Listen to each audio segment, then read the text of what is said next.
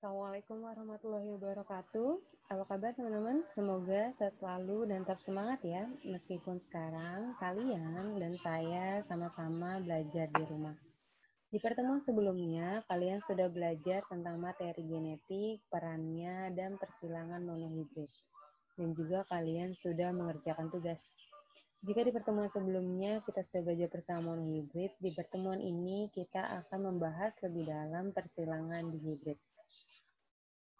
Oke, langsung saja kita mulai ya.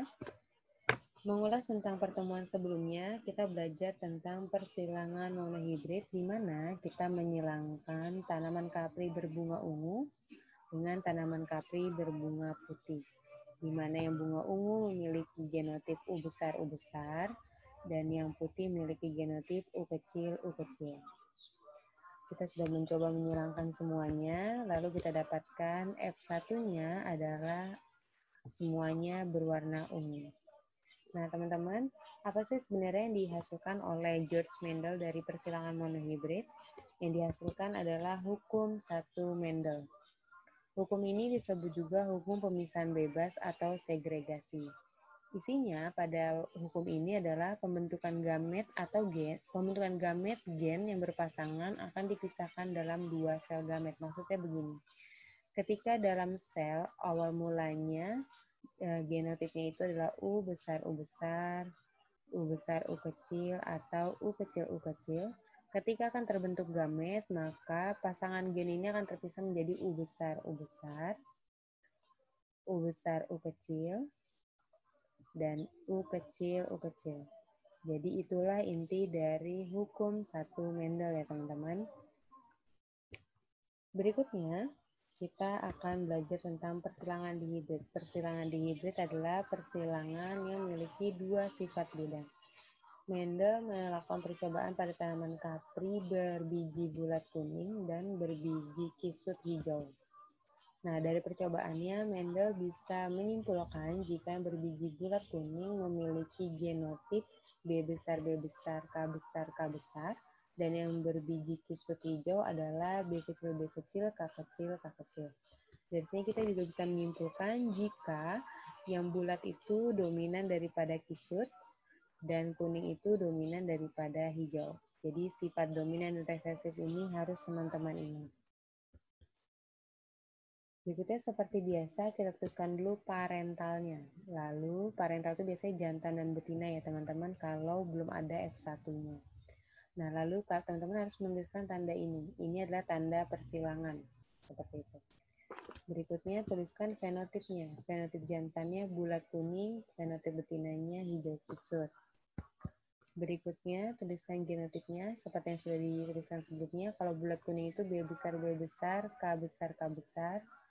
Sedangkan yang betina itu B kecil, K kecil.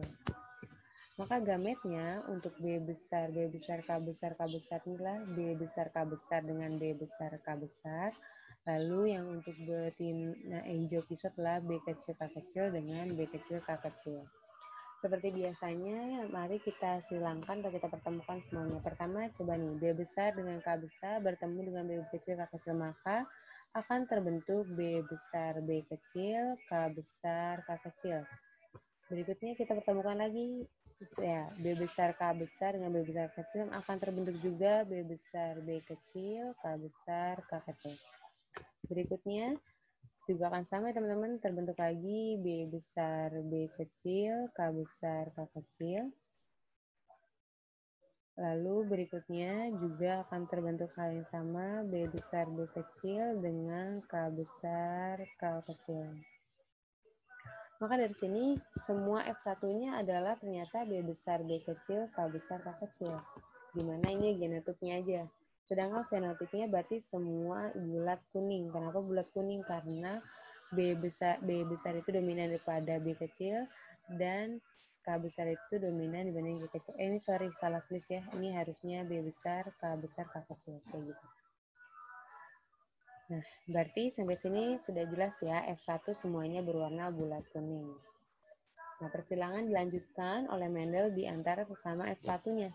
F1 disilangkan dengan sesama F1 di mana fenotipnya bulat kuning juga dengan bulat kuning. Genotipnya tadi ya sudah B besar B kecil dengan K besar K kecil dan B besar B kecil dengan K besar K kecil ini harusnya.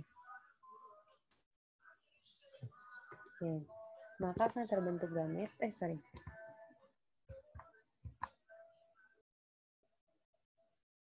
Maka akan terbentuk gamet. Nah, di sinilah teman-teman harus hati-hati. Karena untuk membentuk gametnya itu, teman-teman harus memecah dulu. Memecah gen yang ada. Pertama, B-nya itu kan terdiri dari dua jenis ya, bulat dan hijau. Nah, B besar bisa berpasangan dengan K besar, bisa juga berpasangan dengan K kecil. Begitu juga dengan B kecil. Bisa berpasangan dengan K besar, juga bisa berpasangan dengan K kecil. Maka di sini akan terbentuk gamet B besar K besar, B besar K kecil, B kecil K besar, dan B kecil K kecil. Jadi gametnya ada 4 macam teman-teman, nggak cuma 2. Nah, begitu juga dengan satunya, karena sama nih genotipnya, maka gametnya juga sama. Ada B besar K besar, B besar K kecil, B kecil K besar, dan B kecil K kecil. Begitu. Nah, setelah ini baru kita bisa menyilangkannya. Jika biasa kita menyilangkannya dengan menggunakan garis saja, sekarang kita menyilangkannya harus dengan tabel seperti ini. Jadi teman-teman tuliskan semua genotipnya, semua gametnya. Misalkan di sini untuk yang jantan, yang di sini untuk betina. It's okay, nggak masalah ini. Tuliskan tadi kan gametnya masing-masing ada 4 nih. B besar K besar, B besar K kecil, B kecil K besar, B kecil K kecil.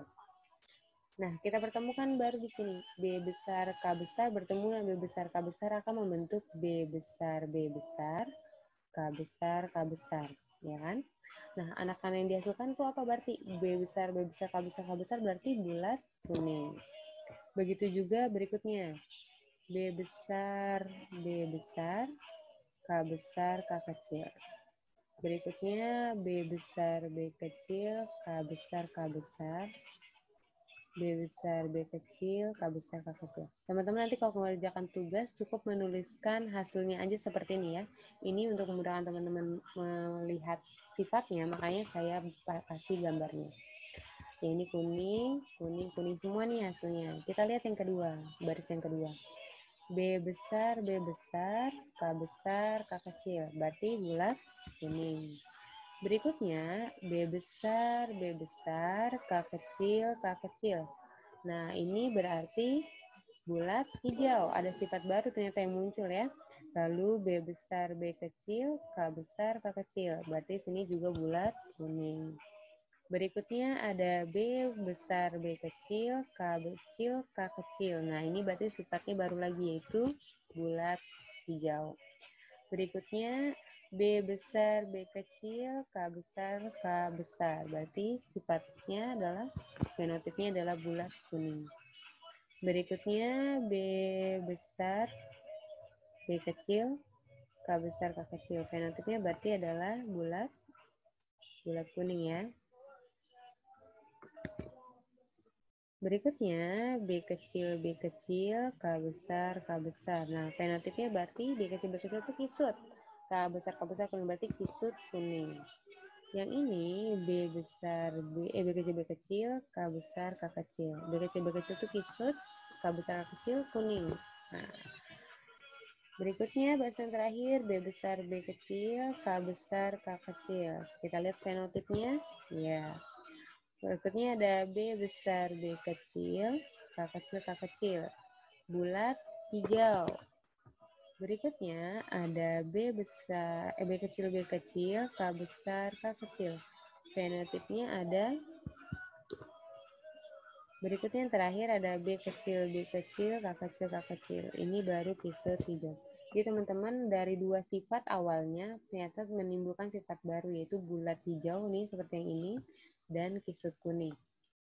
Nah, jadi setelah itu teman-teman tuliskan hasilnya seperti ini. Bulat kuning, bulat hijau, keriput kuning, keriput hijau. Nah, ini genotipnya teman-teman perlu lihat saja, pelajari saja. Tapi yang paling penting harus diingat adalah perbandingannya teman-teman. Perbandingannya 9 banding 3 banding 3 banding 1.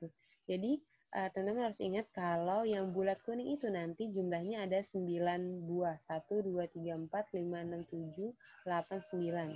Bulat hijau itu ada 3, keriput kuning ada 3, keriput hijau ada 3. Jadi perbandingan ini harus teman-teman ingat. 9 banding 3 banding 3 banding 1 adalah perbandingan yang spesial untuk di hibrid. Nah, berikutnya, persilangan ini menghasilkan hukum 2 Mendel, di mana hukum 2 ini adalah hukum berpasangan secara bebas atau independent assortment.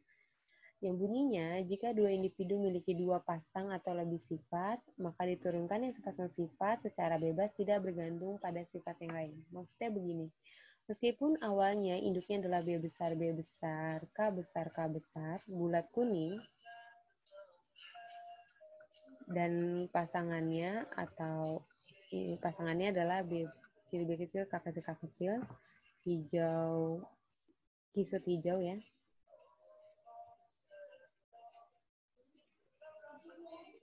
Nah, ini bukan berarti kalau kisut itu akan selalu berpasangan dengan hijau dan bulat selalu akan berpasangan dengan kuning.